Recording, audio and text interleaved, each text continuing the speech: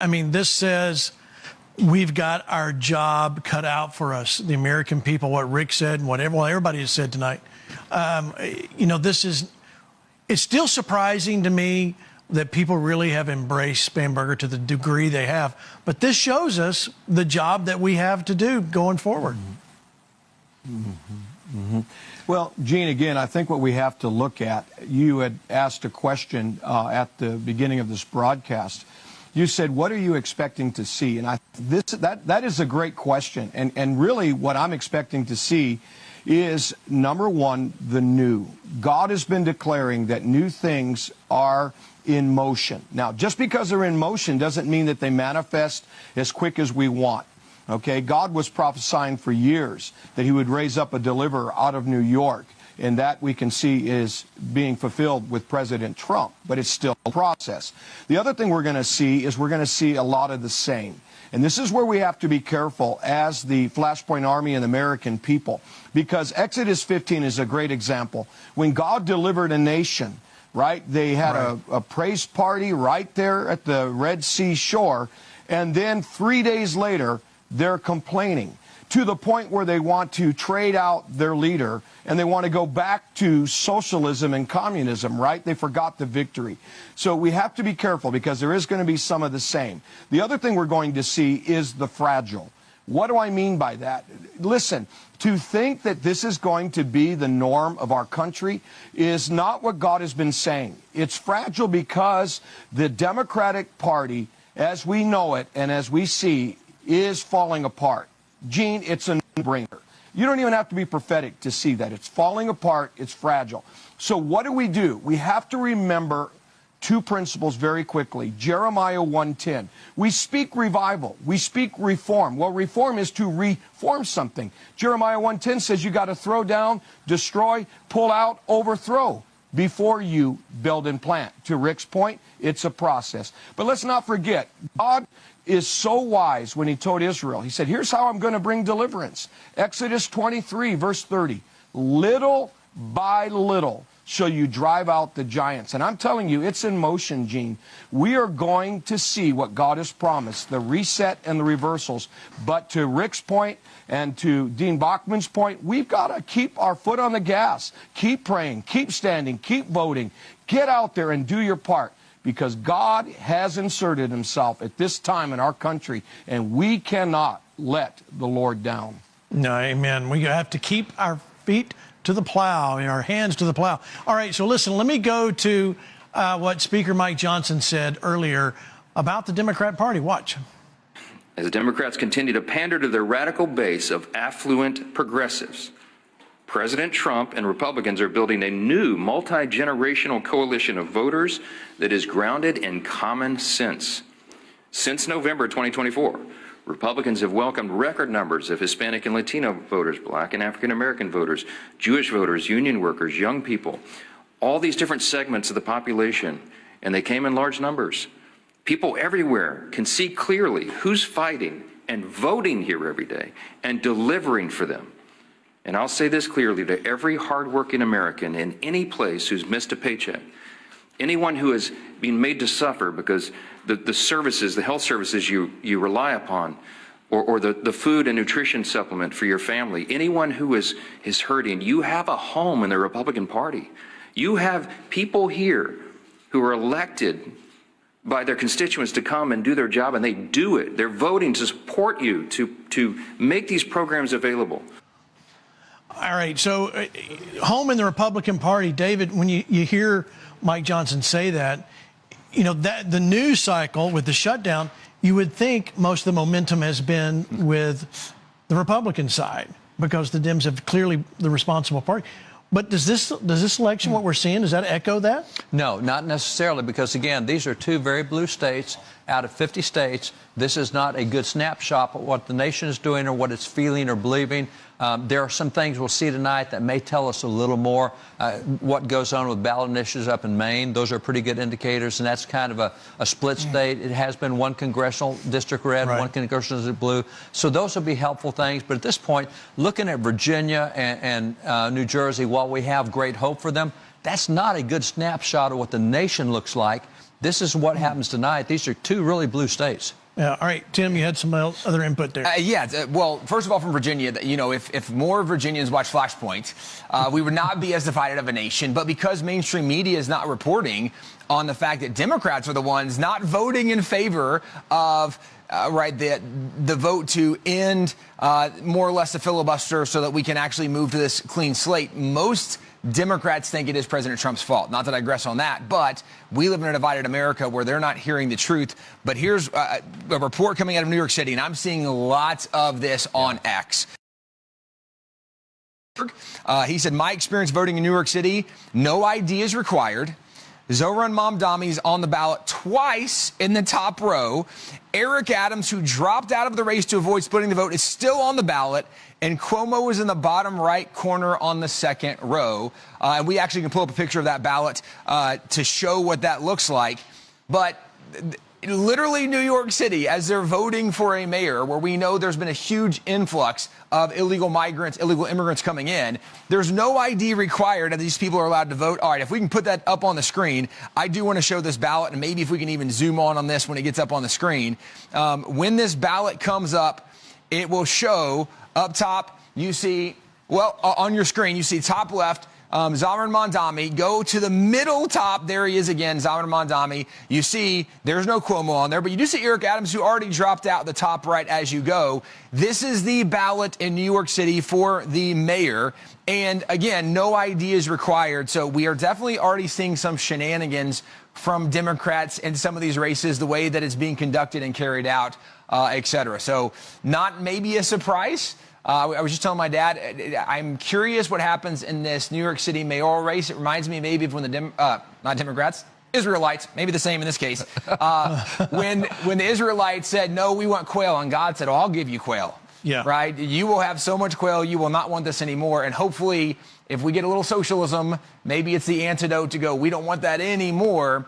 But it's interesting that the majority of native New Yorkers are voting for Cuomo from early voting statistics, and the majority of non-native, specifically non-U.S. born migrants in New York City are voting for Mamdani. And when you're not requiring ID, then we don't know if they're citizens or not. And you're looking at 16 candidates, and it's very possible that Mamdani may win this with only 7 or 8% of the vote. I mean, he can come out of there with a single-digit win, and people say, oh, we've all switched to socialism now. And that may not necessarily be, but when you have such a low voter turnout in those big cities, it's easy for radicals to win. Yeah, all right, well, let me bring in Liz Joy from New York. Liz, I get you to weigh in here on what's happening there. Where do you see this happening? Well, let me just say that, boy, are we in for it tonight. We've been praying over our state. We've been praying over New York City. We actually have had the highest voter turnout in New York City that we've ever had. As of 6 p.m. tonight, we had 1.85 million people that showed up at the polls. We're probably going to be hitting upwards of 2 million people by the time the polls close at 9 p.m. tonight. Looking at that ballot, that is exactly true. What you were all just saying, that's exactly what happened with our ballot, here in New York. And the other thing that I want to point out, which we've talked about many times on FlashPoint, New York has no voter ID. We have absolutely no voter ID required in our state. And you have to remember that New York City is also the place where the New York City Council, the Democrat-led New York City Council, wanted to give 800,000 illegal immigrants the right to vote, people that were not citizens. And it went to, a court case. Thankfully, we won that court case. The Republicans did. Right. But we don't have any voter ID here, and it is very disturbing. We need it. I'm still holding out hope for our city. I really am. This is going to be very dangerous for us. This is going to be a very dangerous New York City, which we've already had a dangerous New York City if Mamdani actually wins this tonight. And I will tell you, one of the things that I think is the most dangerous thing in America is the uninformed, uneducated voter. And that is what is happening in New York City. We have a very charismatic Mamdani, 34 years old, where we have people showing up to vote who have made their decision on Mamdani. by a 60-second soundbite on TikTok where he's promising free food, free buses, free education, free health care, and affordability for everybody.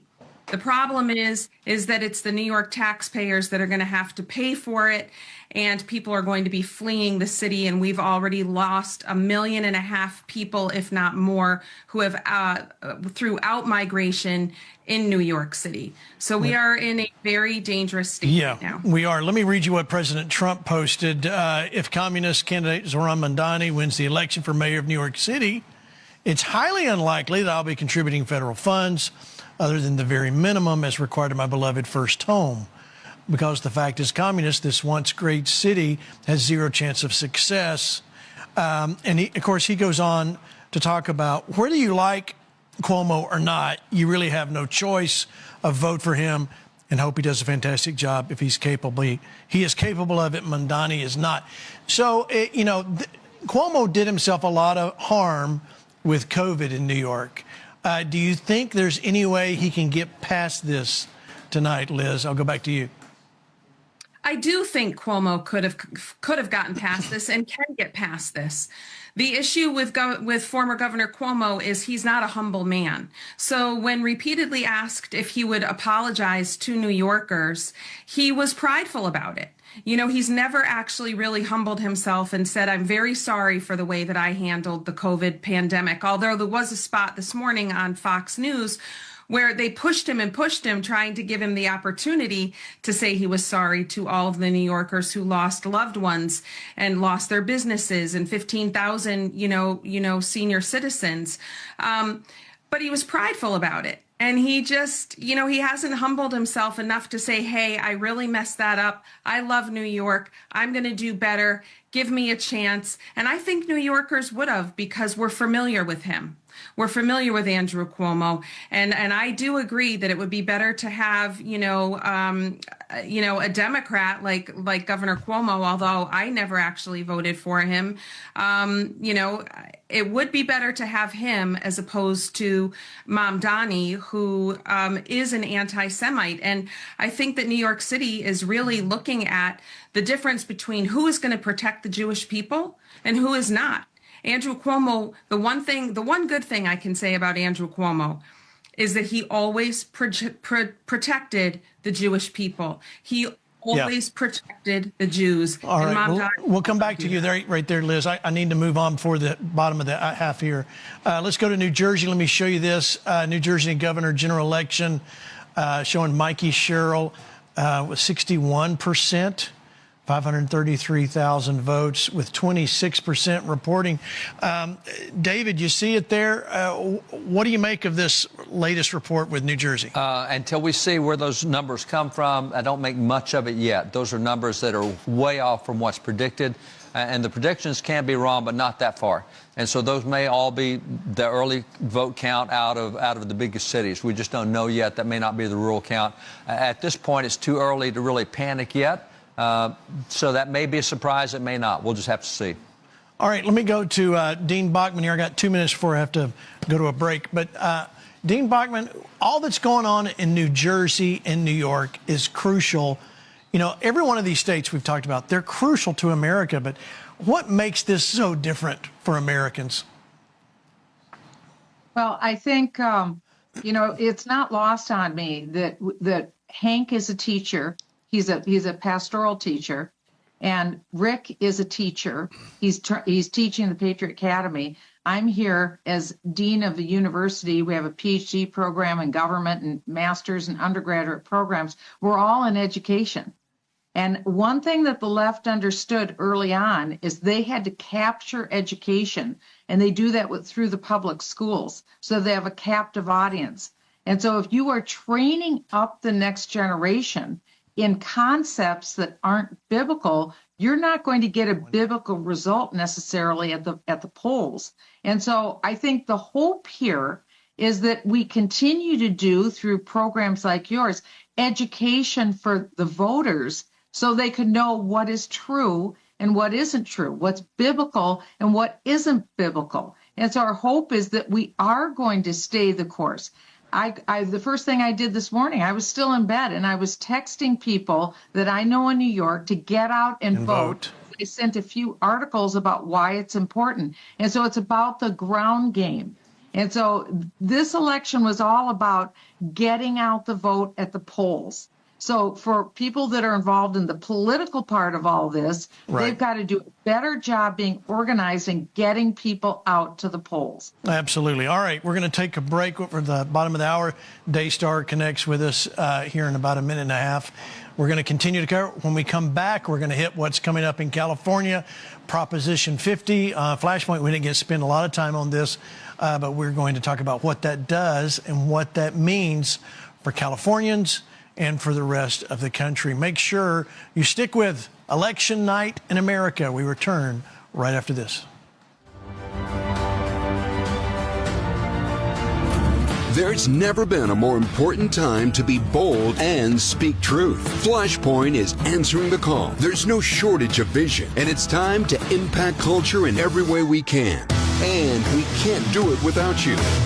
We must do more. We can't just sit back and wait. That's why your gift makes such a difference here at FlashPoint. Your giving fuels everything we are doing here at FlashPoint. We're here to equip, activate, and disciple. And your support makes this possible. FlashPoint is a 501c3, and your tax-deductible donation goes directly to the mission. Give at fparmy.com/donate or text FLASH to 28950. It's secure, quick, and makes an impact. If mailing your donation, send it to FlashPoint, P.O. Box 1, Newark, Texas, 76071. Stand with us. Speak truth. Be the light. This is FlashPoint. Tonight, the eyes of the nation are watching, and the church is awake. The ballots are cast. The battle is spiritual. And the destiny of a nation hangs in the balance once again. This is FlashPoint, Election Night in America. Welcome, everyone, to Election Night in America, a special presentation by FlashPoint. Special welcome to all of you on the Daystar Television Network. Welcome for joining us tonight for the next 90 minutes. You're going to stick with us as we cover what's going on in your world. Let me show you. Let me go to some of my panel here tonight.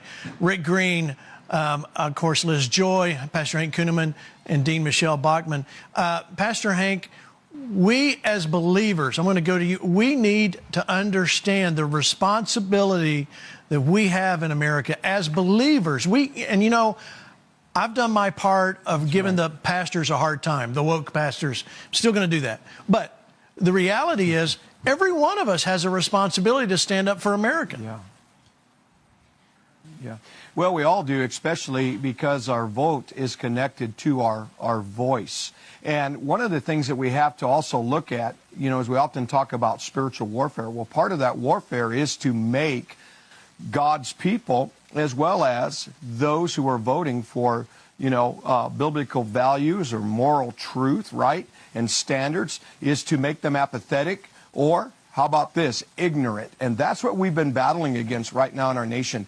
But Gene, if I may, I don't know if you're going to talk about New York anymore. I just really want to give people hope of something that the Lord prophesied, if I may, and I can just read it very quickly, just an excerpt. Do I have just a second to do that? Sure, go ahead. I want to check with your programming here. Sure. Okay, this is important because this isn't so much what God is saying about candidates as it is about what is in the process. So I'll read it. Therefore, this was this Sunday, therefore, do not be troubled over New York. For it shall be said, and they will say, what has happened to New York City? The apple, the big apple, has become rotten to its core. Yet I say, this is a setup, my setup, so that you may understand that I'm dealing, as I did in the days of Elijah, I'm dealing with the false, and I'll continue to deal with the false, as I did with the false prophets of Baal.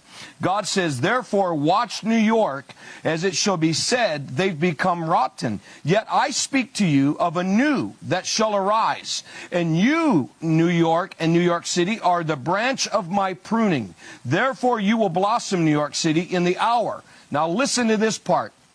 That shall come after my fire shall fall to judge those who shall rejoice over their term. I will prune the rotten apple, and it will fall to the ground in its season. in its season. And something new shall come out of New York City, that shall not only be the branch of my pruning, but it shall look red.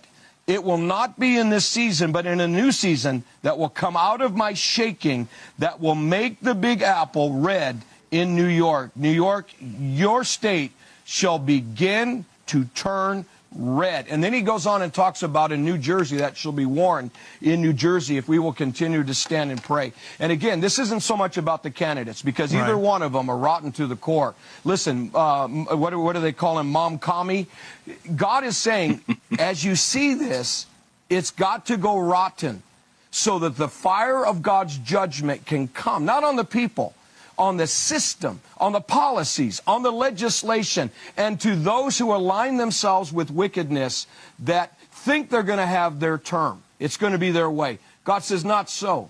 I'm going to allow certain things to happen because the redemptive plan, this is the process, is the big apple may be rotten, but it's going to fall. It's going to become the branch of the Lord's pruning. And watch what begins to happen in New York.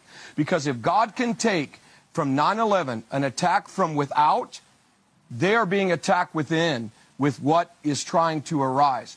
God raised up a president out of New York. That is still the promise of that place, of what he's going to do for our country. He hasn't forgotten us. That's right. We are in the time of God making this nation great again. Well, we received that word. Thank you, Pastor Inc. Now, I'm going to take a hard left here. Rick, I want to show you this video. This is, I just feel like this should be for you, Rick. This should be for you. This is number 19, guys. This is Nancy Pelosi. She's mocking Christians. Real quick clip. Nancy Pelosi. You're people of faith. You go to church on Sunday and pray in church on Sunday and pray on people the rest of the week. What is this? What is this? What is this? Well, first of all, Gene, wait. I will never, ever probably say this about you again. Y'all go back to that shot where Gene's in the shot with me here. Gene, you look like an angel. Oh. You literally have wings right now. This is a weird shot. I feel like you're either a Marvel character with wings or an angel. I don't know which one. Okay. Anyway, so listen, these people hate us, Gene. They hate us. They hate Christians. They hate God. And this is why, you go back to what Hank was saying earlier in the program. This is no time. I mean, we have to recognize that our cause is just, and there's a lot of work still to do. And these leftists are in every community in America. This isn't just New York where these kind of fights are being fought. And I feel like we're at that very spot where the children of Israel were. The Egyptians are chasing us. We're looking at the Red Sea. And a year ago, we would have said, we don't know what's going to happen. We may lose the whole country. And God did the miracle. He parted the Red Sea. We got on the other side. We had that great victory. And to Hank's point from earlier, that doesn't mean we stop working or we're done. Yeah. Now we have to actually go take the land, and it's inch by inch. It's yard by yard. This is going to be a generational fight in every community in America. We cannot think that the miracle God provided behind us with the Red Sea and the Egyptians solved everything, or the miracle in the presidential race with Trump solved everything. We've got to fight for this tooth and nail in every community in America, and we've got to be faithful to what God has promised us and what he's equipped us to do. All right, Michelle, you heard Rick say this is a generational fight. You agree with that? I absolutely do. We're doing a symposium this week on the Pilgrims, and they're my favorite people in all of American history because they were committed to the Word of God. They had gone through revival. They'd gone through discipleship. They'd gone through persecution, but they went through long-form obedience. It's the same story for us. If we want the nation to continue, or any nation to continue, that's what we need to do. Have regeneration in our spirit, be filled with the power of the Holy Spirit, but then have long obedience of the Word. Jesus said, if you love me, obey my word. That's right. That's what we need to do with our lives. Teach it to our children, teach it to others, and it's the long-form obedience. That's the generational commitment that we need to have. They did, the Pilgrims did. they have long-form commitment. We need to do that too. I like that long-form commitment, generational battle. Let's go over here to the Bartons, David and Tim Barton. Guys, TBN, Daystars joined us. Give us a quick update. What are we looking at on results? Okay, so a couple of things, if we can put some of these graphics up. This is a map of New Jersey. This is the one from the last governor's race. You can see where the Democrat actually won this race, but you can see where the makeup of the state was. When you compare it to the makeup of what is going on right now, it is very different, the Democrat performance on what's going on. And actually, they're expecting an increased voter turnout in this New Jersey election. And it definitely is trending Democrat right now, but there's a lot left. If we go back to Virginia, there are several interesting things in the Virginia race going on right now. First of all, Jay Jones was the one who they thought might be unseated or might lose in this election bid. And right now, they're calling it for every Democrat. But this is by far the closest of the races. About a 50,000 vote difference here out of 2.1 million cast. If you go down and look at, for example, the governor's race, they've already called for the Democrat.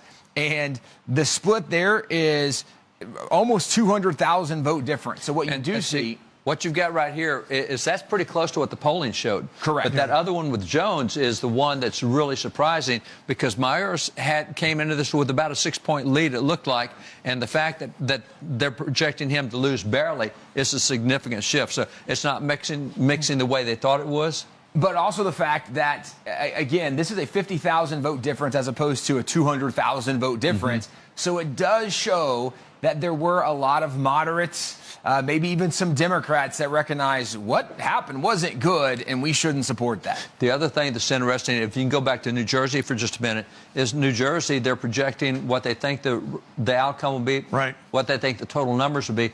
And the total numbers they're projecting for New Jersey are higher than they were 4 years ago, which means the Democrat voter turnout is much higher, which means the consideration that Democrats may stay home because they like what Trump's doing, that's not showing up. So literally, and the one from 4 years ago, this up here was red, this is red. They've not reported yet. You see, especially these areas that were darker red have not reported yet. So right now, Citarelli, he lost 3 points last time. They're projecting him to lose this time because there's a much higher voter turnout, but they still have a lot to count.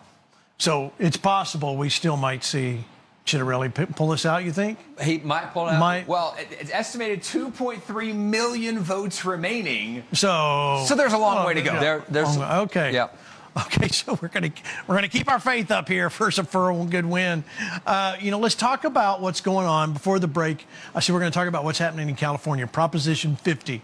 Now we won't be able to cover tonight what happened in California because their polls close very late for us here in Central. So Proposition 50 is a redistricting. Talk about what that means. So what you've got is the Republicans and Democrats in the U.S. House are so tight. And generally, what happens in the off-year elections, like coming up next year, generally the non-presidential party picks up seats. And if that happens, that means the Republicans will lose the House, and that means Trump stops everything he's doing as far as the agenda through Congress. It won't happen. So everything is being put into preserving the Republican lead that they've got of a few seats in the House. So what's happened? Texas stepped in and back up. U.S. Constitution says that every 10 years you do a census of the people, and then you divide that among the allotted representatives, see how many congressmen you get, et cetera. So there's no constitutional requirement on how often you can redistrict. So what Texas did is says, hey, we think that if we'll change our redistricting from what it was just a few years ago, we can pick up 5 more Republican seats. And they did that. And so Newsom says, wait a minute, you can't do that. California, we're going to redistrict, and we're going to pick up 5 more Democrat seats to negate Texas.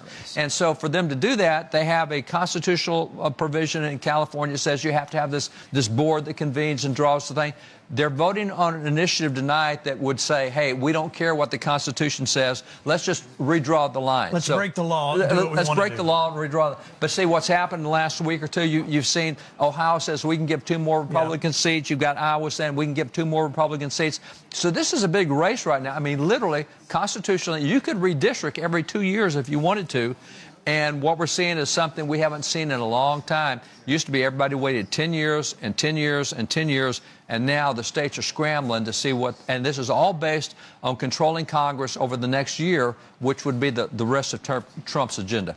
All right, let me go back over here. I want to show you what President Trump had to say about redistricting in California. Number 20, guys, can you put that on the screen? The unconstitutional redistricting vote in California, giant scam in that the entire process, in particular the voting itself, is rigged. All mail-in ballots for the Republicans in that state are shut out. It's under very serious legal and criminal review.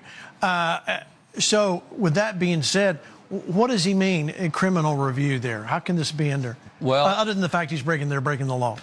If they can show constitutionally they're breaking the law, and if they can get the courts to agree with that, they can start prosecution against that illegal rigging of elections, election interference type of stuff. So it really boils down to whether they can get the legal opinions they need to say this is a violation of the law, this cannot be done, and it doesn't matter, you can't vote to ignore the law. And then that would allow the Justice Department to step in and say, no, you can't do this. But that's going to come down to some real determinations on the judicial side. All right. Rick Green, what do you think about this whole redistricting thing?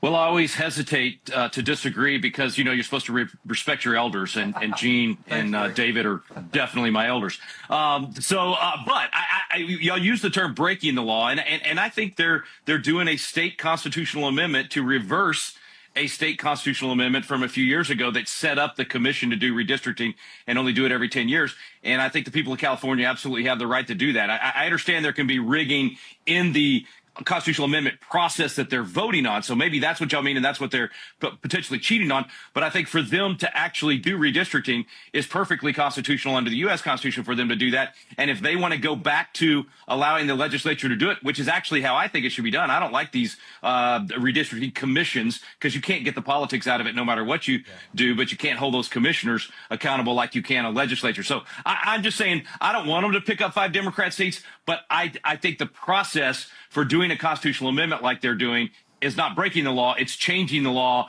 to the way that will then allow them to do redistricting and get 5 more Democrats, just like we're doing in Texas. And I think the people want that because it's showing that coming into this election, about 56% of the people in California said they support that constitutional amendment. So if they do that, if they go through, if it's not been rigged, if everything was done legally, they're going to go through it and find a way to get 5 seats out of that.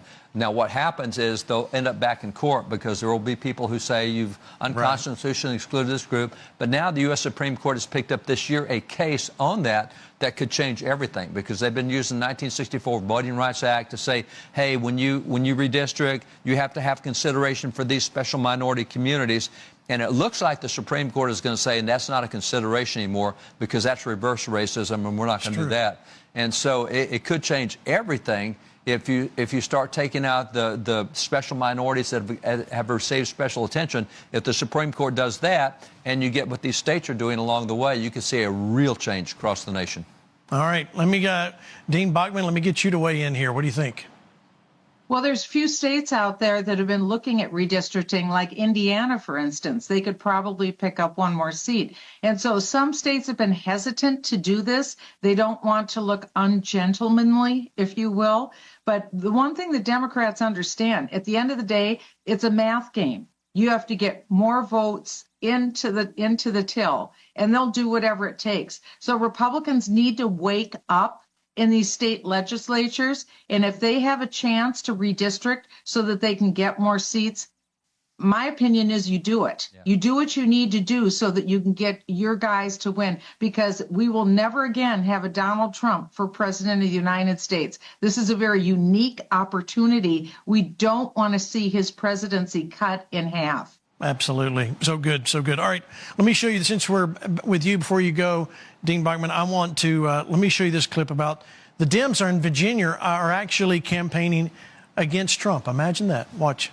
One of the things that's going on here in Virginia, and for the folks who are in different parts of the country, they don't see the nonstop commercials. Oh, my gosh, yes. The Democrats are not so much running against you as they're running against Donald Trump.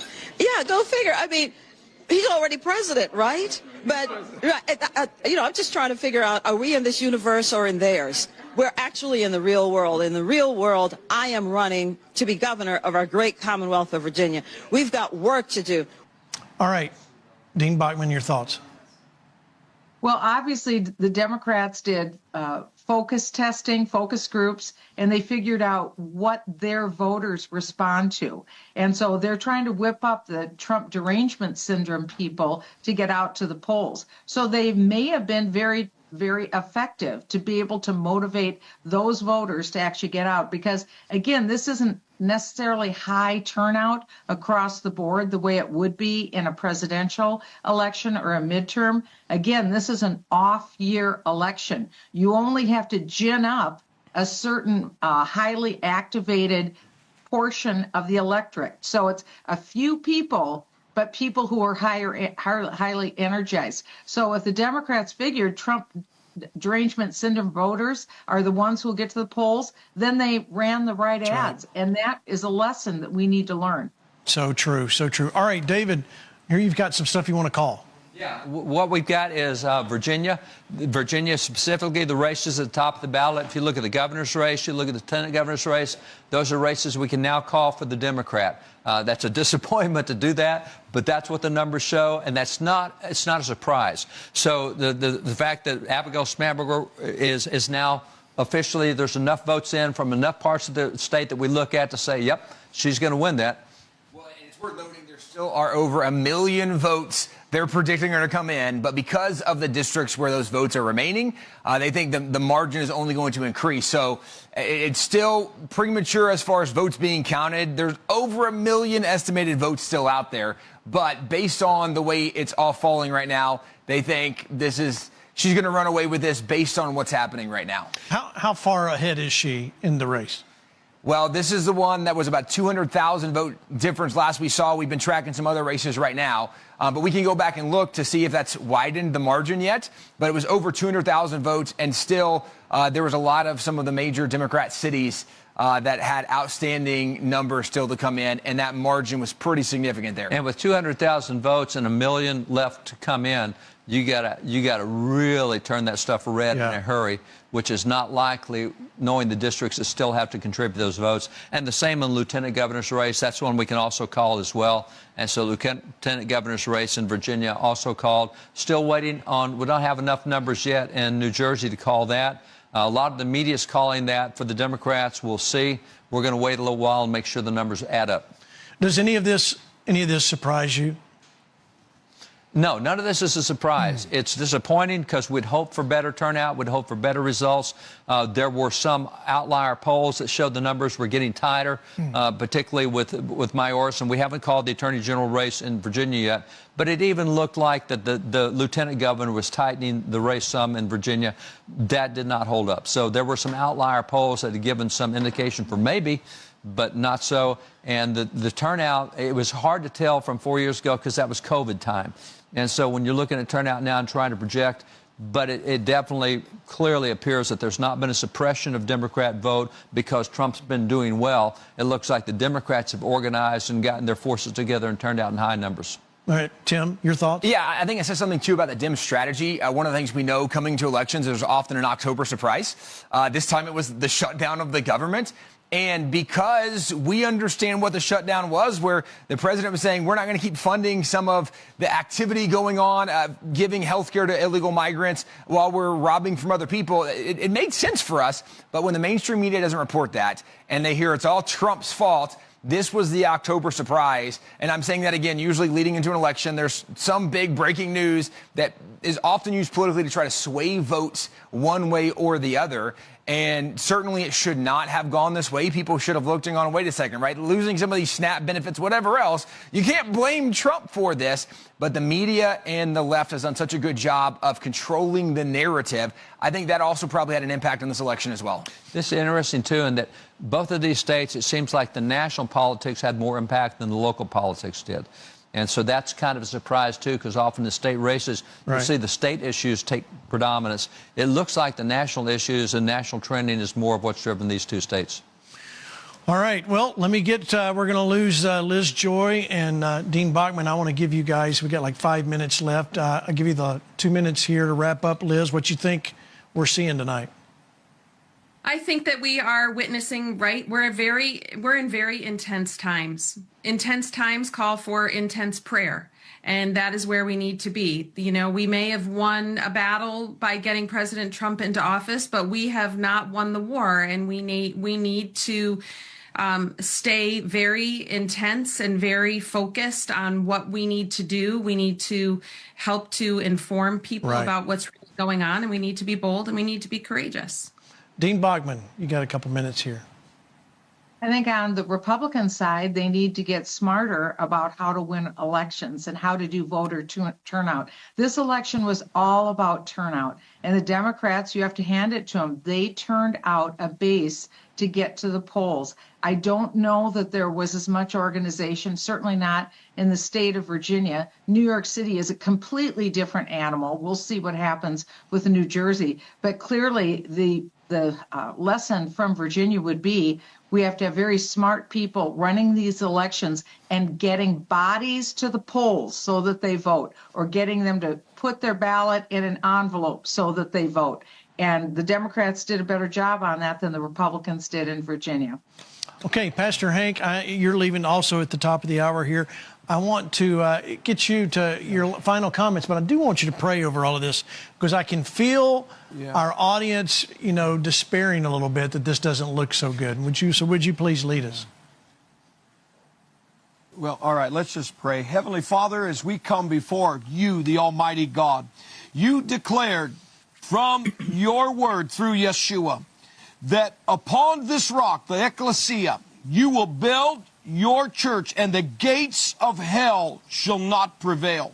This is the time now that the greatest entity in the earth is your people. And I pray that they would arise, that they would stand, and that they, Lord God, would have the veil of deception and even over those in this country removed. We are not troubled. We will not be in fear, for you have declared that the Lord thy God is and shall be with us. Therefore we trust in you. We look to you, the God of the heavens, to move as you did in the times of the Red Sea. Lord, drown the enemies, drown those who would rise up at this time to think that they could steal, kill, and destroy. And we are asking you to bring a deliverance to this country and to the people. And we are asking you, Father, to show mercy for the sake of the people.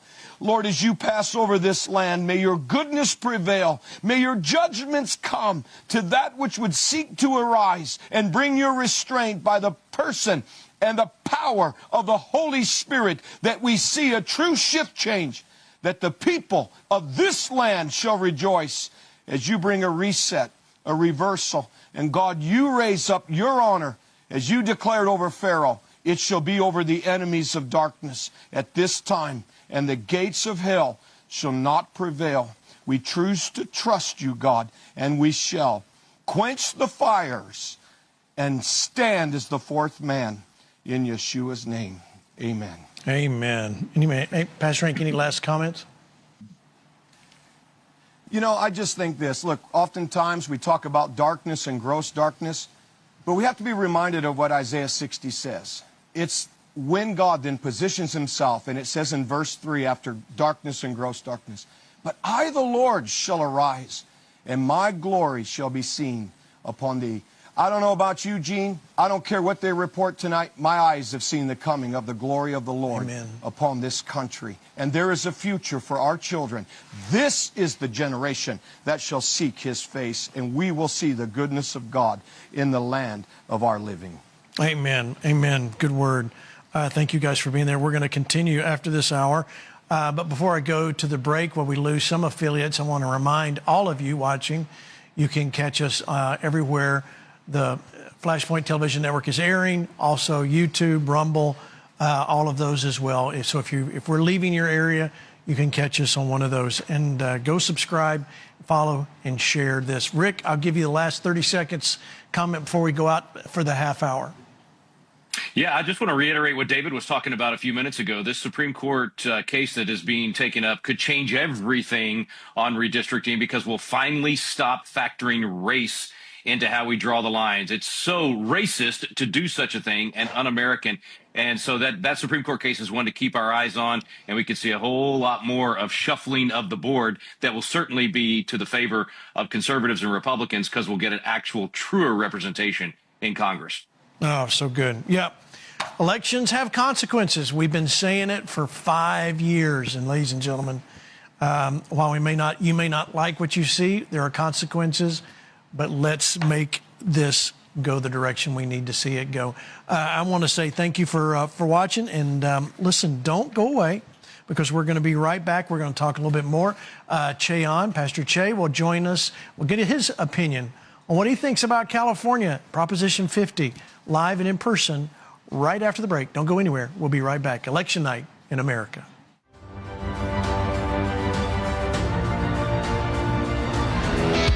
When you show up in FlashPoint gear, you're more than a fan. You're part of the Army.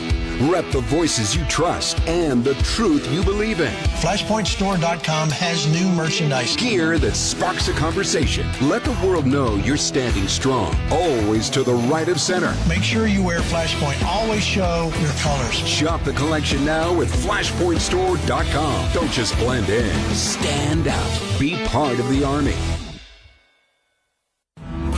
There's never been a more important time to be bold and speak truth. FlashPoint is answering the call. There's no shortage of vision, and it's time to impact culture in every way we can.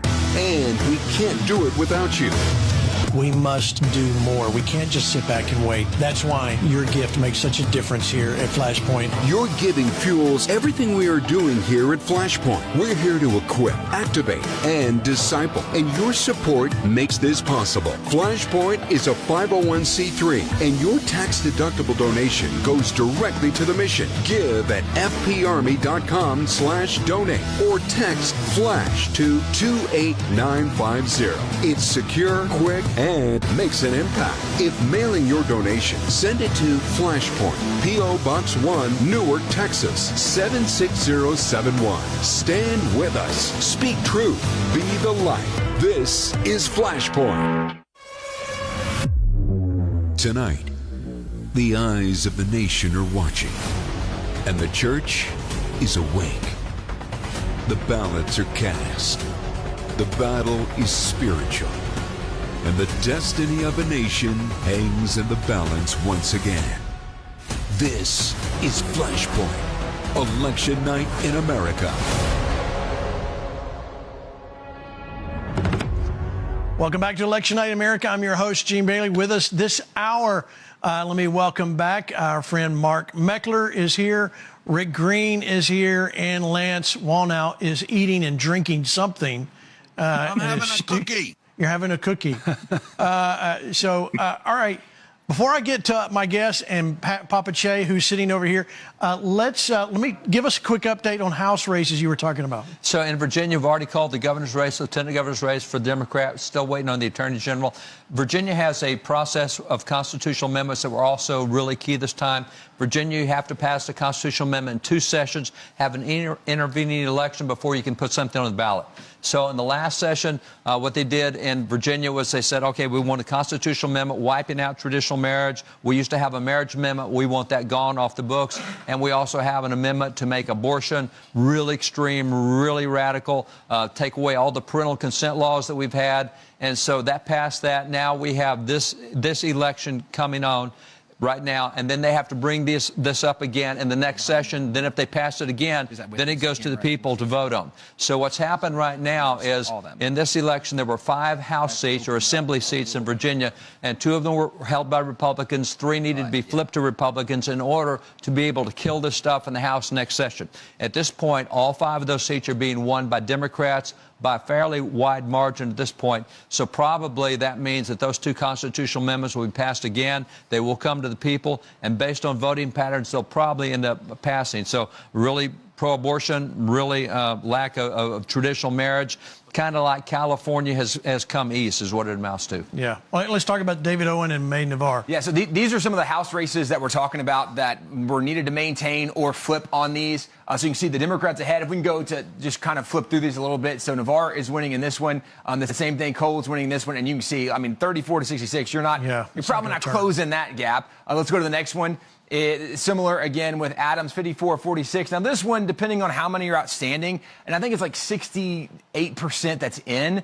There's a chance, depending on what counties haven't reported yet, but ultimately it's not looking good on any of these. Let's go to the next one as well. Similar, 58-41%. When you're nearly 20% points different, 68% in, it's pretty much over. Let's go to the last one. But again, when you have one that's maybe this close and you have 30+% yet to report, there is a chance, but right now it's looking like the Democrats are going to take all 5 of those House seats, which then kind of maybe seals the fate a little bit, as you were talking about. All right, well, we're going to keep watching it. Let me bring in Lance. I know you've been scoring along at home. What do you think? What's your take on the night so far? Well, Gene, listen, if we had a great show tonight or a great victory, we'd be hanging off the ceilings. But look, these are Democrat territories. I mean, and everybody got all, wrung out over this thing. New York, we'll find out what's going to happen with New York. But Virginia, Terry McAuliffe, it was a big deal when we actually got a Republican in there as a governor. But New Jersey, Virginia, all those counties that are all up there, you know what my theory is, feeding off the trough of the economics of Washington, D.C. This is Democrat territory. Now, the Democrats are going to be doing, you just get ready for this. I mean, I'm glad I listened to Steve Bannon. Much as he drives me crazy, he still calls them straight, balls and strikes. He said, get ready, because the day after that election, you're going to hear all the crazy news media that's Democrat-controlled shrieking with sirens going about how it's the end of the Trump momentum and that this is, now going to be the big victory dance the Democrats are going to do. What this will do is going to send a shockwave, which is good, through our ranks for the midterms, because we're going to go, oh, my gosh, Trump's under siege, and then the engine will go to work. But look, I grew up on the doorstep of New Jersey. It's a Democrat state for the most part. The same thing with New York City. After Giuliani, just went downhill ever since then, from, Democrat to Democrat to Democrat, de Blasio, Eric Adams. So I'm not shocked. I'm going to be looking at the crosstabs. I'm going to be looking to see how close the elections were. I'll be comforted to know they are close. And I'm going to look at the analysis. I'll just tell you this. Some of the analysis I know already is that Winsome Sears, who many of us were supporting, we had her on the show. Sure. That she chose to focus a lot on the issues that are social issues. Of course, that's our base is that way. But economics rated higher as a concern, and her financial spending, according to some of the critics that I talked to, they said she wasn't spending on the issues the voters were actually talking about. She was spending on the issues that we talk about. Well, that's a cautionary tale. You don't get elected by just targeting the social issues. So, Democrat territory, Democrats won, no big shock. The world is, still, Trump's got the momentum, and I think our base has now got a wake-up call. That's good. I think you're absolutely right. But let me go to Mark Meckler. You're up there with Just the News right now. So tell us, you're in D.C. Tell us what you're seeing as the night's unfolded. Yeah, I mean, obviously it's not a good night for Republicans, but I'm not surprised by anything that I'm seeing. I mean, nothing at all. Anybody who's been paying attention knew that the Virginia governor's race was lost. And I'm going to be blunt, very frank with you guys. Winsome Sears ran a terrible campaign. From the very beginning, I know people who participated. She was non-responsive to many people who were advising her, regular people. I think Winsome Sears looks great on paper, and she's not good on the campaign trail. And it shows when you don't run a candidate that can command an audience, that knows how to do TV, that knows how to connect with the voters, you're going to lose. There's something else that race shows me in bold relief, which is the Democrats have become the party of evil, to be honest with you. You have a guy in that race who literally wished death, wished murder on his opponents. None of the Democrats would step away from that. None of them removed their endorsements. None of them called on him to drop out of the race. He wished death on children, and he still won that race. And I think that's absolutely incredible. And it tells us the state of the Democrat Party today. I think the same thing is true if you look at New York.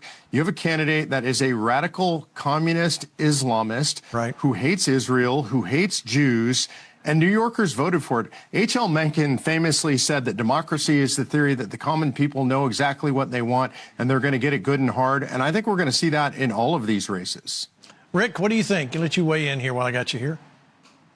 Yeah, it's such a great reminder to all of us that the basics don't change. I mean, you've got to have, as Mark said, candidates that can articulate the message. You got to be strategic, as Lance was saying, in terms of where you spend your money, which issues you talk about.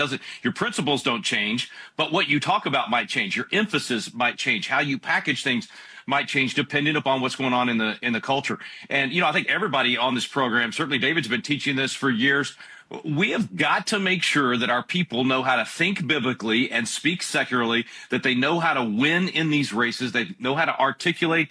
We've all been talking so much about Charlie over the last few weeks, and what we all loved about Charlie was his ability to articulate, his ability to ask the right questions, his ability to be witty and be a happy warrior. So we need more of that, and we need more operatives. We need more trained campaign operatives on the right that know how to win, that know how to go into the arena and fight and win. So, obviously, we're doing a lot of that at Patriot Academy. Obviously, FlashPoint is educating the people, as Michelle Bachmann was talking about in the last segment. But it's just, I wouldn't even call it a wake-up call. It's just a good reminder for all of us that the blocking and tackling that it takes to win is more important than the Hail Mary pass. We're not going to get, as Michelle said last hour, another Donald Trump. You're going to have to start winning this in the systematic campaign strategies that have worked in the past. All right, so Mark, let me go back to you, because you said focusing on different issues. What should she have been focused on? Do you think that would have made a difference? Well, I would look to the campaign of Glenn Youngkin, and I would argue it's the antithesis of the Winsome Sears campaign. Glenn Youngkin did not rely on consultants. He's a very smart guy. He ran his own campaign, and he ran what I would describe as a razor's edge campaign. I'll explain to you what I mean by that. He could not win with the endorsement of Donald Trump. He didn't seek it. He didn't ask for Donald Trump's support, but he also didn't attack Donald Trump. And that's a fine razor's edge to ride, and Youngkin did it well. Virginia is a unique state. It is a northern state in the north, and it is a true southern state in the south. And you actually have to run a campaign for both of those states within a state, and they're different campaigns. And Winsome Sears did not run what I would describe as that razor's edge campaign that would allow her to appeal to both the north and the south. I think at the very end of her campaign, I would say she closed out as strong as she possibly could, but she didn't run that campaign most of the way. All right, so let me bring in my guest here in studio, Cheyenne, running for governor of California. What are you taking? You've got a lot of good information tonight. Yes. This is a lot of good advice for your campaign. I want you to weigh in on what you see. Where do you think perhaps, I know we all can look at our friend Winsome Sears and go, you did this wrong, but we need to learn from this. What do you see that you would have done differently? Well, we have to be humble. We have to be teachable. We have to learn from our mistakes and tell the truth that we made some mistakes here. And I think some of the candidates that we selected for the Republican Party, we could have done better. And so I'm not saying that we have people that are perfect in the Republican, but I do feel that we do need people that can engage with people, connect with people, communicate with people.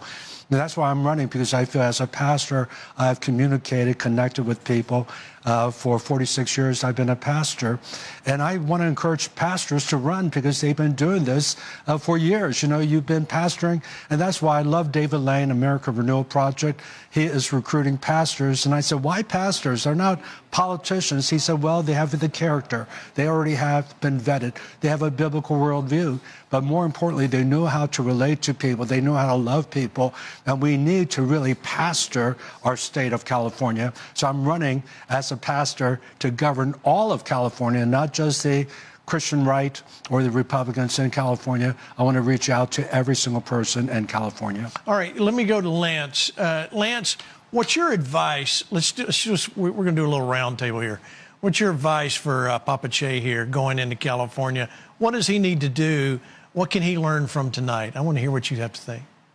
Well, it's a challenge there, because all of these people that are running on national issues, they didn't do as well as those that just focused on the domestic issues.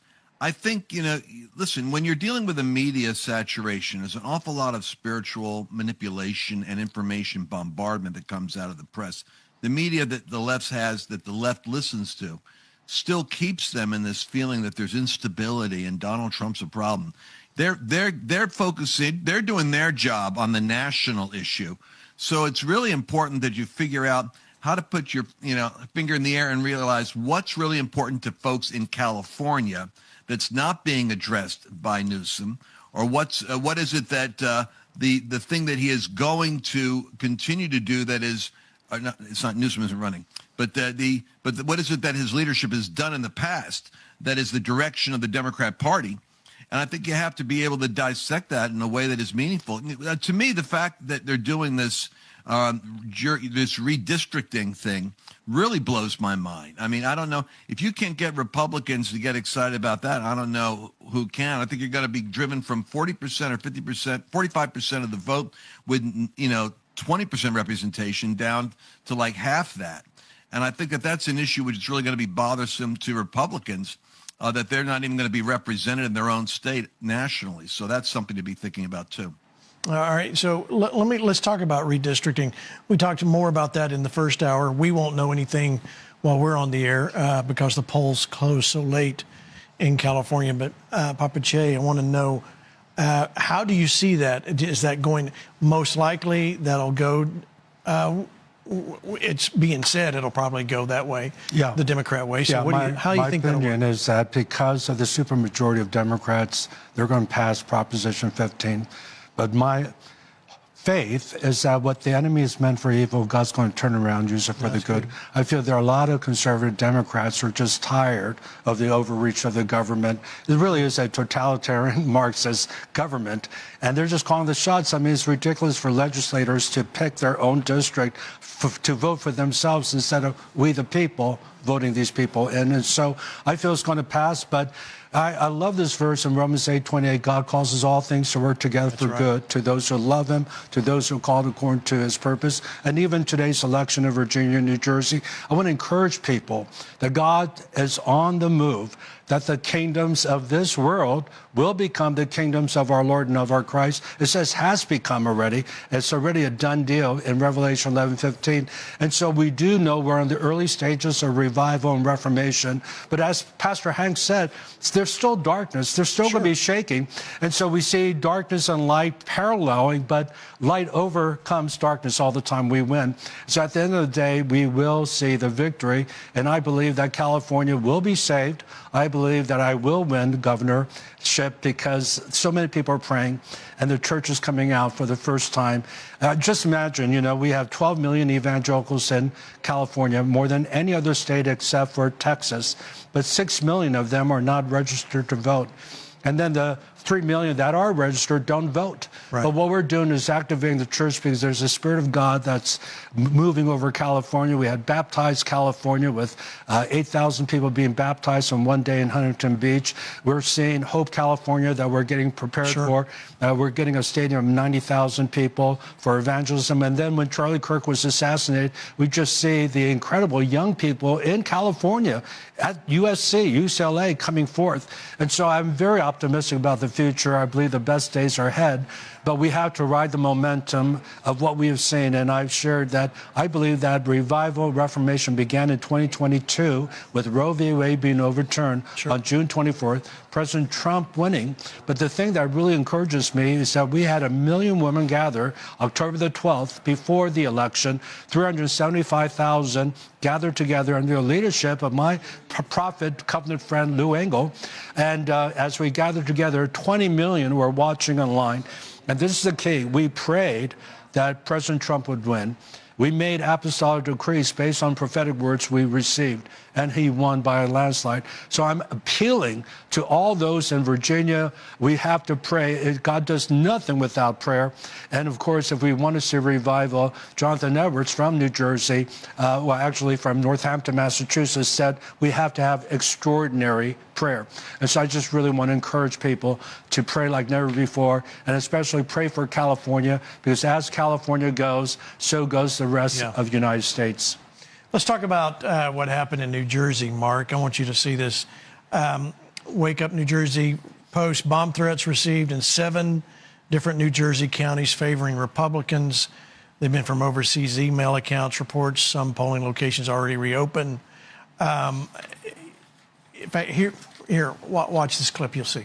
These threats were communicated electronically via email to at least 7 different counties across the Garden State. These threats certainly being taken seriously, and out of abundance of caution, some of the polling places were temporarily either closed or suspended as they moved voters to different locations. And then as they were doing those searches, then either able to reopen some of the facilities. We got a statement from the Attorney General of New Jersey. I want to put it up on the screen for you. It says, law enforcement officers have responded at each affected polling place. Some of these polling locations have already reopened to the public. The polls in New Jersey opened at 6 a.m. sharp. We have not seen any added security in the last hour or so, but it is certainly possible that we could see more, because at this polling facility right here behind me, we are going to be seeing the Democratic nominee for governor, Mikey Sherrill. Okay, so let me get you to weigh in on all of that distractions earlier in the day. Everything was resolved, so it wasn't what it was. Yet it probably did keep a few people from the polls. Mark, what do you think? Yeah, I mean, I think the thing to note is that this kind of violence, these threats of very serious violence, they all flow one way. There's no Democrat area polling stations being closed down because of right-wing threats. The Democrats try to turn this into some battle of equivocation. Both sides are doing this stuff. It's not the case. We have candidates threatening people's lives on the left. We actually have now bomb threats into Republican polling places. This is the new left in the United States of America. I'm glad the Trump administration is dealing with it seriously, because this is a genuine threat to the Republic. Well, Zoran Mandani, he had somebody to blame. Watch. Incredibly concerning. And I think that it is an illustration of the attacks we're seeing on our democracy. Sometimes they're blatant and explicit in the manner of these bomb threats. And we have to understand this as part of the general approach the Trump administration has taken to trying to intimidate voters. Incredibly. So now it's Trump's fault. All right, David, give us some updates here. Can I give an update first? Sure. The candidate says to defend the democracy, that should disqualify them from running. Yes, that's right. Article 4 of the Constitution says you have to have a Republican form of government, not a democracy. Right. Our founding fathers hated democracy worse. They called it a mobocracy. So commentary for the moment, but when you hear a candidate say that, that just triggers me. It's just crazy. Yeah, I can tell. It's okay. It's going to be okay. All right, so give us an update here, what we're seeing. So one of the things in New Jersey, we talked about this a little bit earlier in the program. We knew it would tighten up. What was going on with the governor's race. It has tightened up. They're still expecting another 1.3, almost 1.4 million votes coming in, but it has tightened up a little bit. It's still a significant lead for the Democrat. Maybe not super surprising. We are tracking some of what's going on also in the New York City mayoral race, but also one of the things happening for us in our state of Texas, there are several ballot initiatives, those up on the screen. I think there were 17 of these. But some of them worth noting, like this one prohibiting capital gains tax on individuals' estates and trust amendments. There's only about 10% reporting right now, but this gives a really good trajectory of where we think it's going to go. The fact that 67, nearly 68% are saying that we don't want to see additional taxes. Let's look at the other 3 as well. So this one is Prop 8, limiting estate tax. Any transfers. Again, we're saying no to more taxes. This one is all the way up nearly 75%. And I am just a little surprised that 25% of people think we need more taxes in general. But it's a prediction of where we think it's probably going to end up at this point. These are things we think are for sure going to pass. Another proposition we'll look at is the Parental Rights Amendment. Dad, we were talking about this a minute ago. It's kind of crazy that nearly 30% of voters, and I was going to say parents, maybe not all of these voters are parents, but 30% of voters in Texas thought that maybe parents shouldn't have the ultimate right of their kids. And to be real clear, here's all it is. It's a constitutional amendment to provide that parents have the right to exercise care, custody, and control of the parent's child, their own kids, including the right to make decisions concerning the child's upbringing and the responsibility to nourish and protect the parent's child. How do 30% of Texans say, no, parents shouldn't have that? It's crazy. But at least that should pass easily in Texas. Either they're not native Texans or they just graduated from a public school and are just confused on some of these things. The last ballot measure that is worth looking at is citizens' voting requirements. Just simply saying persons who are not citizens of the United States cannot vote in Texas.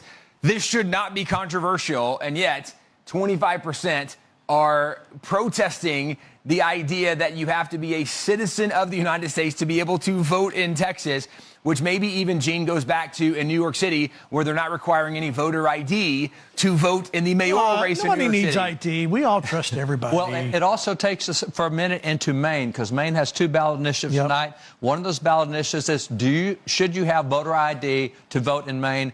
And at this point, all the results aren't in, but at this point, about 56% of people in Maine say, no, we don't want to require voter ID.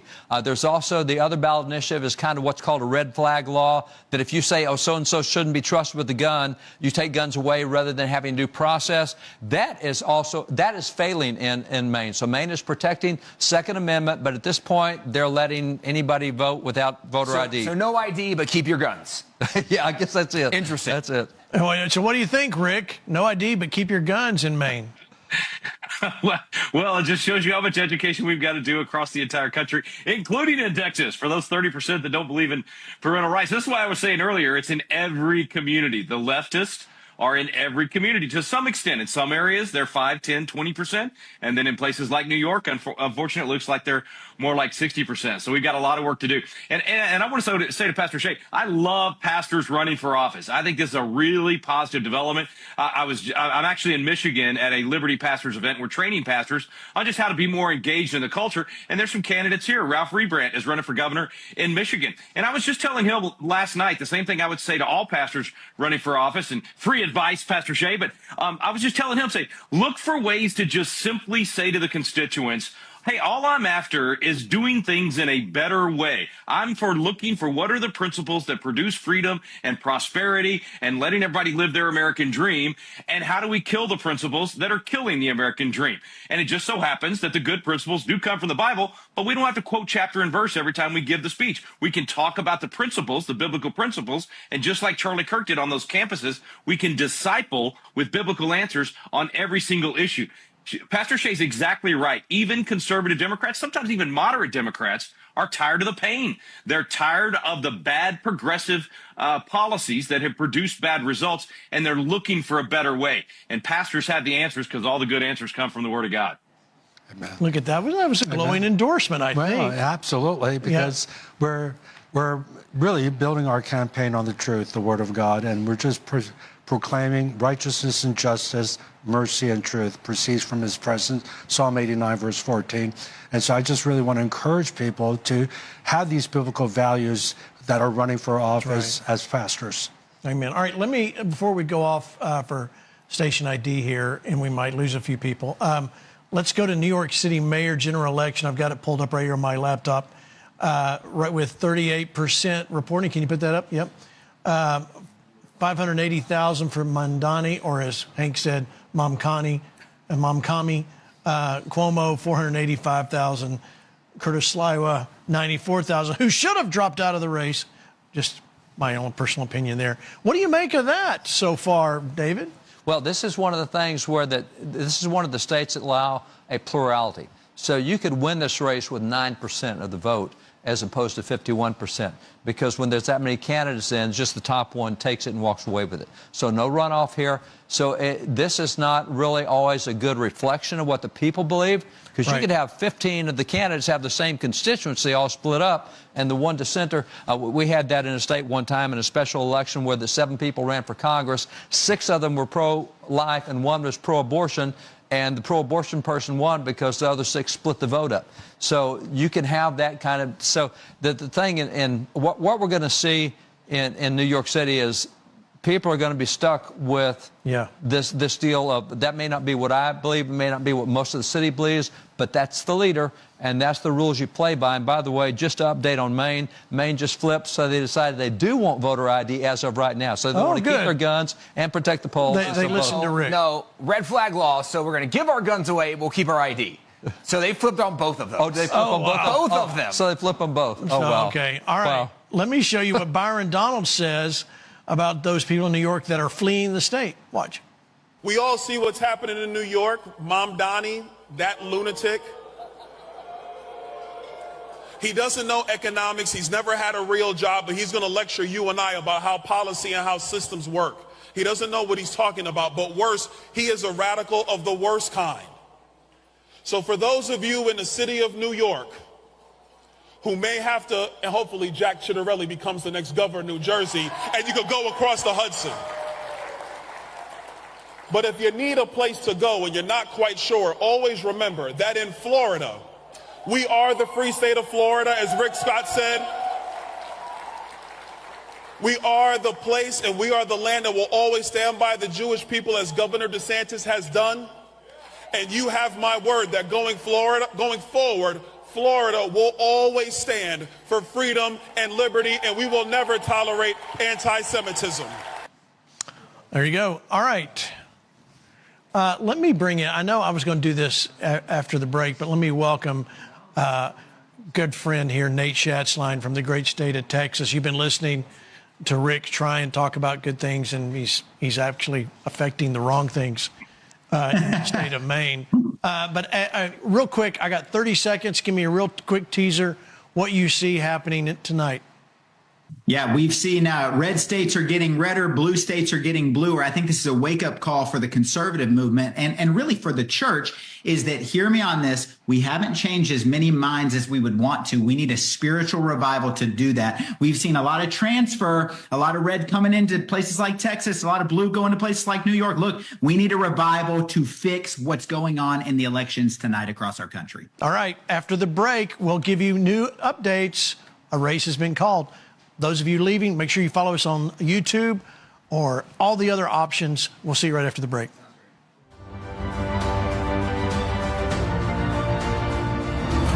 There's never been a more important time to be bold and speak truth. FlashPoint is answering the call. There's no shortage of vision, and it's time to impact culture in every way we can. And we can't do it without you.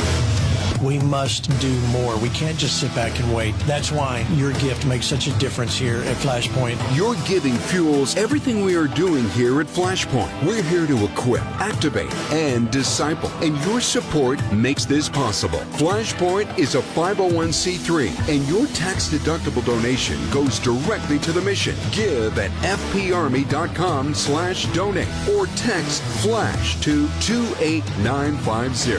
It's secure, quick, and makes an impact. If mailing your donation, send it to FlashPoint, P.O. Box 1, Newark, Texas, 76071. Stand with us. Speak truth. Be the light. This is FlashPoint. Tonight, the eyes of the nation are watching, and the church is awake. The ballots are cast. The battle is spiritual. And the destiny of a nation hangs in the balance once again. This is FlashPoint, Election Night in America. Welcome back to Election Night in America. I'm Gene Bailey. Glad you're with us. All right, as we enter into our final half hour, let me show you what has happened in New Jersey. Look at that. New Jersey has been called. For Mikey Sherrill, it's still updating. There you go, 2 million votes in, 61% reporting. Ciattarelli at 860 versus almost 1,200. What do you think, David? What's your take on this? Well, you know, it's interesting. Coming into the election night, polls showed him, they predicted he might be within 1 point. That's not even close. That's a 15-point slap down. And so the blue showed up really big. The red didn't show up well at all, but the blue showed up really big. In a big way. All right, Lance, you see what happened in New Jersey. Give me your take. Yeah, well, like I told you, I mean, I grew up there. This is mostly Democrat territory. Pennsylvania's made a remarkable flip towards being red. I'm most encouraged about that. New York, well, New York is New York, except for certain pockets in, upstate New York and in Long Island, which are conservative. But I thought that what Nate said is rather stimulating. What we have is sheep and goat regions where you have a spiritual environment. We got in Spokane, Washington, or in Seattle, or in Portland, or out there in a lot of California, where there's principalities are there. Remember what Steve Jobs was accused of having? What's called a reality distortion field. He could literally take an idea and you'd be sucked into his Steve Jobs world. This is the reality distortion power of what happens when you have entrenched government and union interests tied into the government money machine. And what really, I think, concerns me is that the voters have made a statement that the economy is the issue for them, not immigration, not crime. It's weird. Not culture, not transgender ideology, not how the sports boys are going to be in the back of the girls' locker room. They're saying it's about money. That worries me. Because when you really prioritize money over morality, it shows you're on that slippery precipice that's going in the wrong direction. I do think we need that revival mentality, but I also think we need to recognize, just us here, that the economy is not the result of anything that those Republicans did. That was the Biden 4 years and the spending of Washington. Trump will have the tax effect and the tariff income, $300 billion. That's going to kick in a couple of months, and it's going to be hopefully a different economic experience for the Republicans in midterms. But what you're hearing about is them whining mostly over the cost of living, which is not the Republican creation. It was the Democrat creation, and maybe that should have been something that they talked about. Let me bring in back to Nate Schatz's line. Nate, I'm going to get you to talk about Virginia, and I've got the Attorney General election results pulled up, which they've already called unbelievably so for Jay Jones, with 51% to 48%, with 78% reporting. What does this say to you? I mean, you're a Christian, you're a believer, you've been serving there in Congress. What does this say to you? I look at the text messages that were sent by Jay Jones, which I know has been addressed. I look at the way that he literally called and said, in text message form that he wanted to see the murder, the assassination, heinous things about the family of the Republican Speaker of the Virginia House. I look at, how this was just really overlooked. And I see as the radical left is becoming much more bold in their violence, much more bold in the debauchery that they are willing to put up with. And I think my concern here is we're seeing this great state, a state that has so much potential and is so close to being red, so close to making sure that we can keep pushing the great American policies that we know work. And when I look at it, I'm concerned because that small margin represents a church that didn't speak up. That small margin represents a cohort of pastors that were unwilling to say the quiet part out loud, that were unwilling to stand up and say, hey, maybe we should fight for decency, that these aren't political issues we're talking about, but these are spiritual issues we're talking about. And so I look at it and I say, you know what, we're so close. If we can have pastors who are willing to speak up in the next 4 years, then this will never happen again. And sadly, Scripture says that the Lord will turn us over to the desires of our heart. And I worry for the states like this, where pastors are unwilling to speak up. The Lord will give states what they ask for, but the light shines brightest in the darkest. And there's never been a better time for pastors to start speaking the truth. Wow, that's true. Mark, let me get you way in here.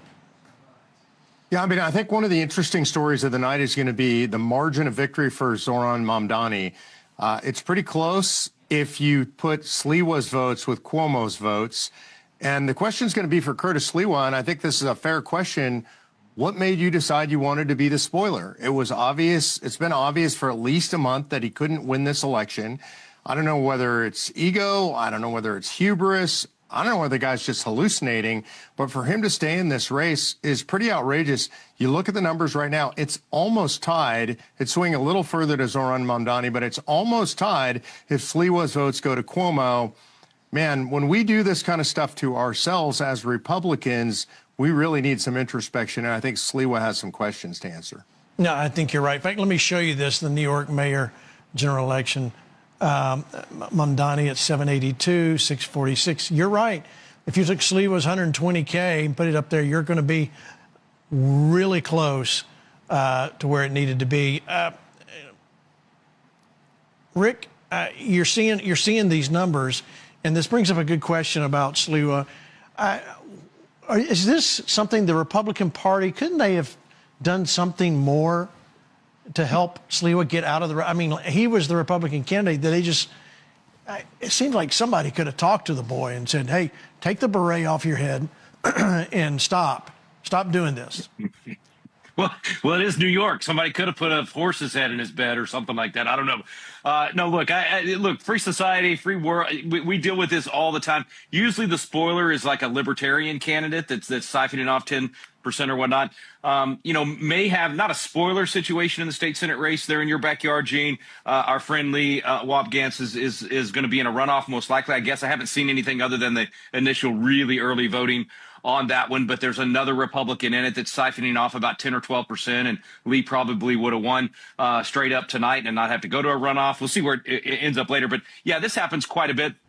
I want to go back to something that Nate was saying, though, because the pastor involvement and the church involvement is always the difference, and the lack of involvement is always the factor in losing. What happened in Virginia 4 years ago? The church got very engaged in that. We had all these churches involved, all these poll watchers. Everybody was, they were riled up about what David was talking about last hour, and they got involved. And what Michelle was talking about, they sort of were lazy this time. They didn't keep that attitude of duty is ours no matter what. We keep doing our duty every single time. So to Nate's point, we've still got a lot of work to do, and we've got to get Christians to start thinking about doing their duty no matter what the results were last time, no matter what the field looks like, no matter the positive or the negative. You do your duty, you stay in the fight no matter what, and we just got to do a better job at that. The left does that. They don't go home when they lose. They come back and scratch and claw for more. So just getting a little bit more of that perseverance into our people, I think, is going to be a key factor for us. Hey, Lance, let me get you to weigh in here. I mean, I know what you said. I mean, this is the Northeast. And when I look at Virginia kind of went right down the line of what the way they usually vote. The district, Charlottesville, Virginia Beach in that area. It's no surprises there yet. And so we can say the campaign didn't do anything. But let's take Winsome Sears and the personalities out of it. There's concern in America about what's going on. It still says to me that Republicans or conservatives and conservative Christians are not showing up and they're not voting. It has to be. Well, we got to look at the data, before I know that's a fact. But I am intrigued by the idea that the pastors, the evangelicals that are in New Jersey, that are in the churches.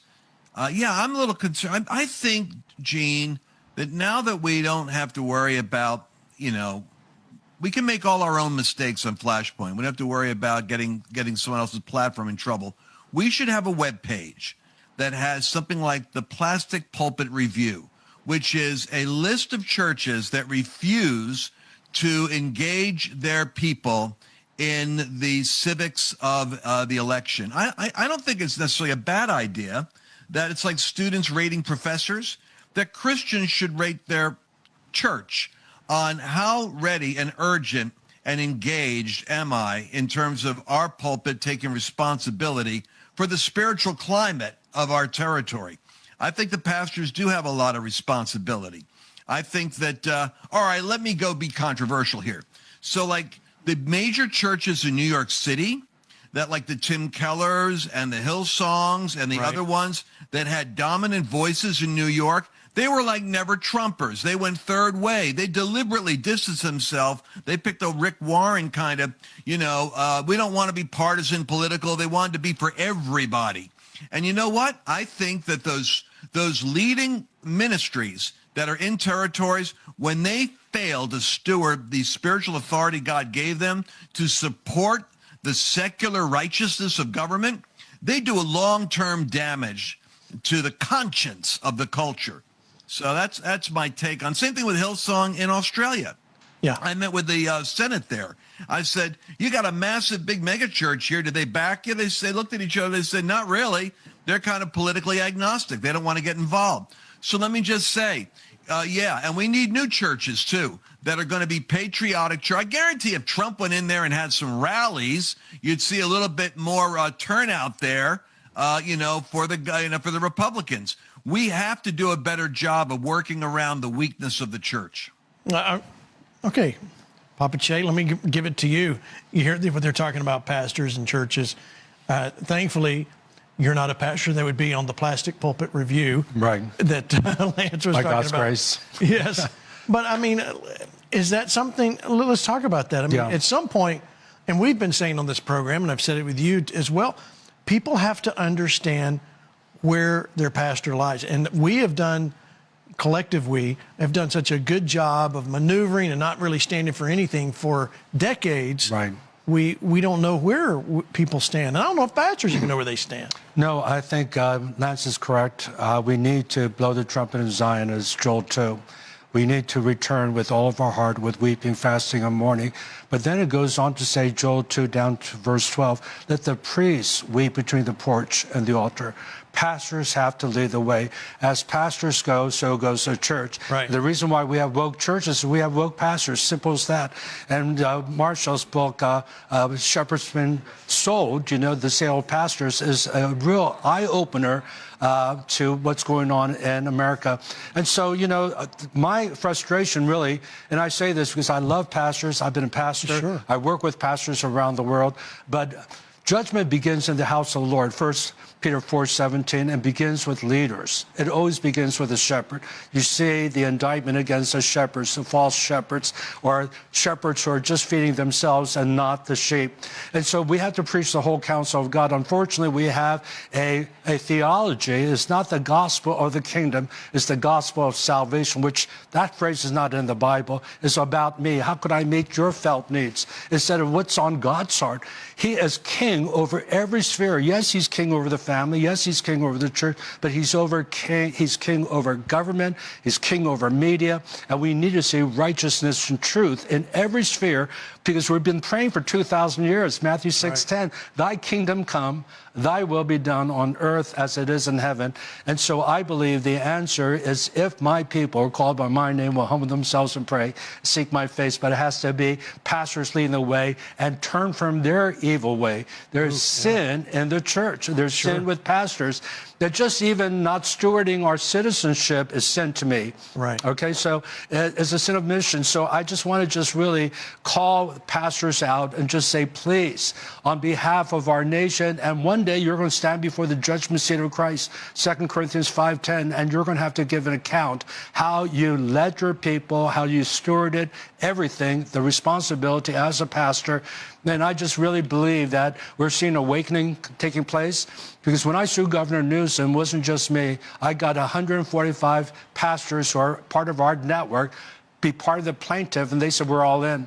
And so we have at least, as God told Elijah, there are 8,000 prophets who have not bowed their knees to Baal. And so I'm saying there is a remnant, and I believe that remnant can turn things around. But we have to vote with our presence. If you are in a woke church, I want you to go to a church like Harvest Rock Church in Pasadena that is preaching the whole counsel of God. And I promise you, you will receive the blessing of God. Our people are prospering because they're doing God's will and they're glorifying Him, walking in the fear of the Lord. Okay, Rick, you had a comment there you wanted to interject. Go ahead. Yeah, there's people all over the country that are looking for churches like that. And so if you're looking for that, go to mychurchfinder.org. For a church to be listed there, they've got to be biblically truthful. They've got to be, culturally engaged. They've got to be politically active. They got to be doing all the things that Pastor Shea was just saying. And then, of course, wherever you're going, get them to do a biblical citizenship course, and it'll create a group within that church that is active in the community. It can help the church know where to be salt and light to be effective in that community. It's working, and that's part of why I'm at this Michigan conference for these Liberty pastors. We're seeing their eyes light up. They're becoming the Frederick Augustus Muhlenbergs that were not like John Peter in Virginia. You know, don't forget, Virginia's got a great, rich history of pastors like Samuel Davies and John Peter Gabriel Muhlenberg. Right. But Frederick Augustus Muhlenberg was the one that thought he shouldn't have gotten involved. And then he got awakened by the negative and the bad when the British came into his town, and he became the first Speaker of the House. We got a lot of pastors out there that are like that. They've been on the fence, or maybe they've been quiet, and they're starting to realize, you know what, I got this wrong, and they're starting to get engaged. Let's help them, and let's find good churches out there that will be active. That's so good. In fact, you know, it does have a way of affecting you when they burn your church down, like Frederick Muhlenberg. All right, Nate, do you have a good church in Fort Worth anywhere? Oh man, let me tell you, Is it my church? Church. Oh my goodness, Mercy Culture is amazing, and I actually want to speak to what Papa Che was saying and what Rick just addressed, and that is the fact that what we're seeing inside New York City right now is the result of the Islamic movement not being afraid to speak up about their faith. And I think what really is so concerning is we're watching as Zoran Mamdani is practicing something called taqiyya. That's the practice of lying to infidels or lying to Christians and Jews in order to push the Muslim cause. That's blessed in their eyes, right? That's exactly what they believe as an Islamic religion. It's a religion that celebrates lying to Christians in order to gain power. We're talking about a religion who will vote for abortion on demand, but will never abort a Muslim child in the hopes that Christians will abort Christian children. We're talking about a religion that will vote for social welfare programs to get Christians on the government's hand only so that they can gain the power and Christians can be subservient to Muslims in power. This is dangerous. And I want to give a warning to the church, because the church in New York, the church in Virginia, the church across America has to wake up and realize that we have inadvertently been practicing taqiyya, watering down the gospel in order to grow our churches, all the while ceding ground in these spaces in government. And I just have to tell you, we're not called to partner with other religions. We're called to partner with one God. His name is Jesus Christ. Come on. Speak the truth always, no matter what. And I'll tell you, Gene, I'm so proud to go to a church that unapologetically preaches the gospel. And as a result, watching our SD9 race right now as the true conservative is going to end up coming out on top in Fort Worth, Texas. So good. All right. So speaking of New York, let me go over here to David and Tim. You've got a race to call, I understand. Yeah, the New York mayoral race has been called for Zoran Mamdani. As we've been talking about a little bit, some of this is not super surprising. The way it was packaged, I was actually just watching on X, and there were people identifying that they were so excited to vote for this person. They were transgender individuals. They said because he's promised $65 million to the trans community, which someone who's a Muslim is not going to do that. But this is part of the dishonesty that we have seen, the gullibility of Americans, and the lack of leadership at times of the church. So unfortunately, this is where the mayoral race is going in New York City. One other race we can talk about is the congressional race in Texas. It will go Democrat tonight, but that's not a surprise. It was Sheila Jackson Lee before that. It was Sylvester Turner after her. This is one that was going to be Democrat, and it has gone Democrat. I think there were 16 candidates in that one, but that is not. I feel like this has been the night for calling the Democrat Party races. But saying it's gone Democrat, it's going to go to a runoff. But the only people in the runoff are Democrats. So we know it's eventually going to be a Democrat seat. But as kind of identified, it does seem like the Democrats have held their ground on this one. So where we thought there might have been some makeup along the way, we've not seen that yet from moderates, independents, Republicans having a strong showing at this point, other than where they were expected to. All right, let's. We're going to wrap up the evening because I don't want to call any other Democratic races. Our Democrat races. Let me go around the horn here and get you guys to wrap up. Rick, I'll start with you. We've got 7 minutes, so you got to take one. Yeah, I take 7? No, I'm kidding. No, seriously. It's just once again, great reminder for us to stay steady, stay in the fight, even double down and get even more involved. But by the way, congrats to Nate for the job he's going to be taking and helping us all across the country, not just here in Texas, to get pastors involved. Super excited for you, brother. But yeah, I just think we have to recognize that we've got a lot of work to do. As Lance said earlier, these are blue areas where nothing was shocking tonight, but it reminds us that we've got work to do in every community across America. So take heart, don't get down, continue to be happy warriors, and just stay steady and stay in the fight. Amen. Good word. All right, Nate, give you a chance to wrap up, but tell people what you're going to be doing. Yeah, so I just got the opportunity to take a job at the National Faith Advisory Board, where I'll be serving under Pastor Paula White, which is senior advisor in the White House Faith Office. And we are going to be building a bridge from churches to the highest levels and elected officials to give pastors a seat at the table. And I think my final call tonight would just be to say that the scripture is so clear. We can look at these races and be a little bit discouraged about these Virginia races and New York. I want to remind the church in places like Virginia, we are so close to taking a remnant of pastors. And I believe there's a remnant of pastors and spiritual leaders watching tonight. Scripture's clear. If my people will call on his name, will humble themselves and pray, turn from their wicked ways, then he will heal their land. Revival is on us to steward. A political movement is the start and could be the precipice of revival, but it is not going to be what drives revival. Only the local church can steward that. So good. All right, Papa Che, take a minute here and wrap up. Well, I'm very hopeful for California because President Trump won 41%. We had 10 counties that went red in 2024. And I feel after the LA fires, 80% of those homes, we're talking about 16,000 homes destroyed, are owned by Democrats. Right. And I think they're fed up. I think Proposition 50 is going to pass, but it's going to be a narrow margin. I hate to say it. I hope it doesn't, but I feel it's going to pass because of the trend. We're hoping that AB 495, that Newsom wouldn't sign it, but I learned in seminary, don't expect an unbeliever to act like a believer until they become a believer. And so I just feel the reality of it, but there is a root of righteousness and glory in California that gave us Azusa Street, and the Jesus People movement gave us Billy Graham in 1949 and the Charismatic Renewal in 1958 with Van Nuys, St. Mark's Church.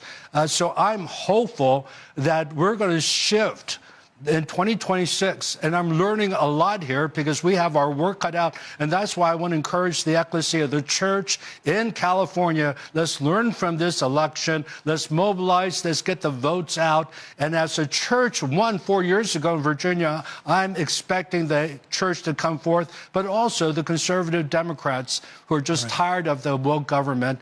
And it is the economy. 35% of California now, in the fourth largest economy, is living in poverty. And what I'm going to do is I'm going to open up the wells of oil production.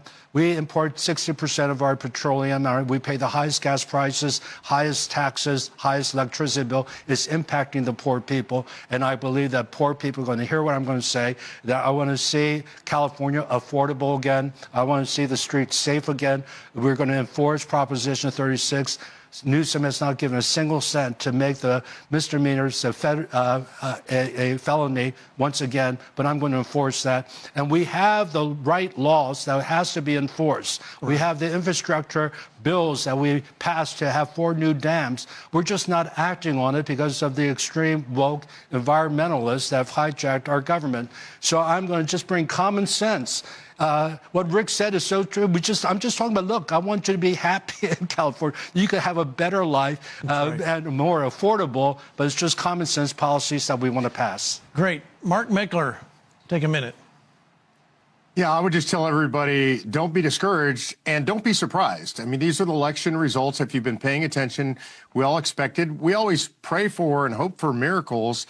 But I think this is exactly what I expected. You're looking at states like New York and Virginia and New Jersey. These are states that are blue states, and we shouldn't expect red results in blue states. That doesn't mean we shouldn't fight for them. We should fight for them, pray for them, work for them. But don't be disappointed when you get what the odds tell you that you're going to get. And then I would also say, watch these states over the next couple of years, because it's going to get really bad. It's going to get much worse than it is now. And I'm hoping that the citizens eventually come to their senses and revolt. Okay, Lance, you got like 30 seconds. Listen, I got a very important thing to say. First of all, Che, you need to work with the image of you were willing to go to jail for the freedom of California. Put that out there. It'll appeal to the younger 30 crowd that you're not just a preacher, you're a rebel. And that'll start to get the youth votes. Secondly, I'm glad Mamdani ran. I'm glad he succeeded because the squad needed a guy. Now you're going to see the failure of socialist policies. It's going to totally whack them in the head as they try to flip red territory blue or purple territory blue. They just lost. because everything he does is going to be under a microscope, and the Democrats are going to be running to distance themselves from his message because we're going to tag them with him as the new party. All right. You heard it. Thank you, and thank you to David. Tim, I give you guys a chance. We got like 90 seconds. Take a minute of that and wrap up. Yeah, I would say one of the things that, as we're looking big picture, all that's been going on, there's not a lot of surprises, maybe some disappointments for sure. One of the things I was just looking on X, and Senator Mark Wayne Mullen was on the news, and he identified that Chuck Schumer had a private meeting with Democrats, said we cannot stop the shutdown until after the election. We have to win in Virginia and New Jersey, New York City, and after that we can end the shutdown, which just tells you how much of a game this is to so many politicians. It's real life for many of us, but it's a game for some of these Democrat leaders and politicians. And if we did not dislike them enough, we should dislike them more, and maybe obviously pray for them more. Sure. But recognize this is what's going on. Okay, 30 seconds. Tell me what's going to happen Monday morning. This coming Monday morning? Is there a surprise? Do you have a plan? Or listen, no, I'm going to have to wait till Monday tomorrow morning. What's going to happen? The media's going to pick up on, look how well the Democrats did. This is going to be a real boost to them. This is nothing tonight was unexpected, except maybe the margins of victory. So they got what they wanted, but they will capitalize on this. They're really good at media, and they're going to make it seem like a blue wave is coming to everybody. All right, so we've got our work cut out for us, ladies and gentlemen. We've got a lot of work to do. I want to say thanks, of course, to David and Tim, the whole Wall Builders team, Michelle Bachman, Rick Green, Hank Kunneman, of course, Pastor Che, and even Rick Green and Lance Wallnow. Thank you guys for all being a part here on our first election coverage for FlashPoint, election night in America. Thank you for being here. Thank you for watching. Go share this. We will see you Thursday night.